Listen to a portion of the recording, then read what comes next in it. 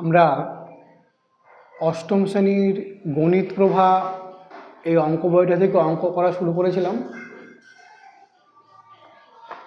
আমরা কোষে দেখি 11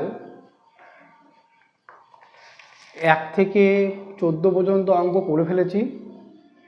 আজকে আমরা 15 নম্বর অঙ্ক করব। 15 নম্বর অঙ্ক কী বলেছে?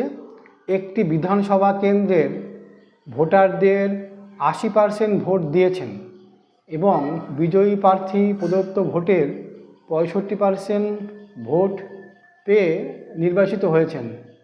তিনি মোট ভোটের শতকরা কত ভোট পেয়েছেন হিসাব করে লিখি। এ হলো অঙ্ক। তা অঙ্কটা আমরা করব। অঙ্ক আমরা লিখলাম না, কি বলেছে? একটি বিধানসভা কেন্দ্রের 80% ভোট দিয়েছেন এবং বিজয়ী প্রার্থী প্রদত্ত ভোটের 65% ভোট পেয়ে নির্বাচিত হয়েছেন। তিনি মোট ভোটের শতকরা কত ভোট পেয়েছেন হিসাব করি। তাহলে অঙ্কটা আমরা কীভাবে করবো? এভাবে লিখি যে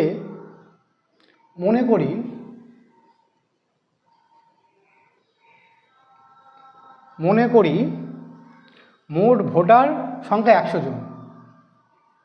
মোট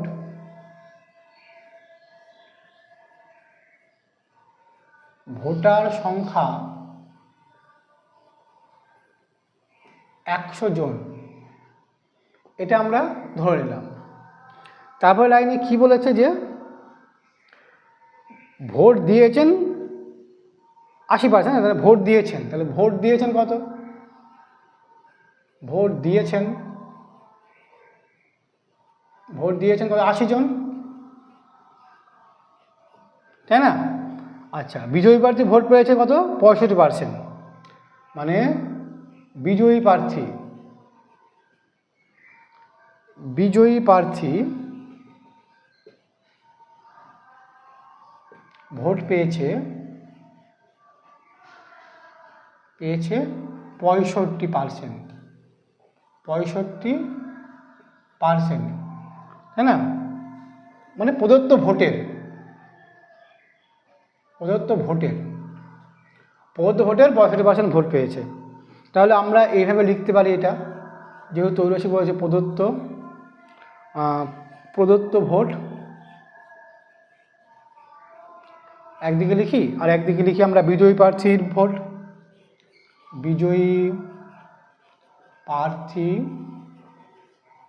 প্রার্থীর ভোট প্রদত্ত ভোট কত? 100, পেয়েছে কত? 65, বিজয়ী হয়েছে। আচ্ছা, এবার 80 জনের মধ্যে 80 প্রদত্ত ভোট, 80-র মধ্যে কত? আমরা লক্ষ্য করছি এটা 100-তে 65, 80-তে কত? সরল সম্পর্ক আছে, তাই না?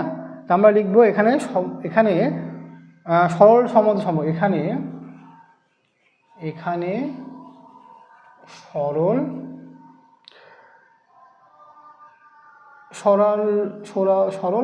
সম্পর্ক,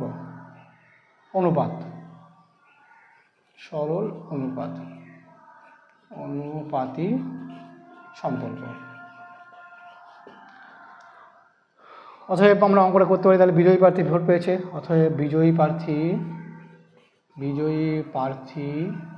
ভোট পেয়েছে আসছে, দেখি কত ভোট পেয়েছে বিজয়ী প্রার্থী ভোট পেয়েছে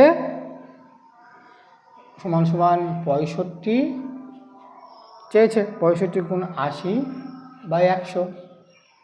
এই শূন্য কাটলাম, 5 দিয়ে 5 তেরো 65, 5 দুগুণে 8, 2 4 দুগুণে 8, 4 তেরো 52টি ভোট। সুতরাং বুঝে পাচ্ছি ভোট পেতে হতো 52% ভোট পেয়েছে। অতএব বিজয়ী প্রার্থী 52% ভোট পেয়েছে। এটাই আমাদের অঙ্ক। আমরা কত নম্বর অঙ্ক করলাম? এটা ছিল 15 নম্বর অঙ্ক। কষে দেখি 11। ওকে।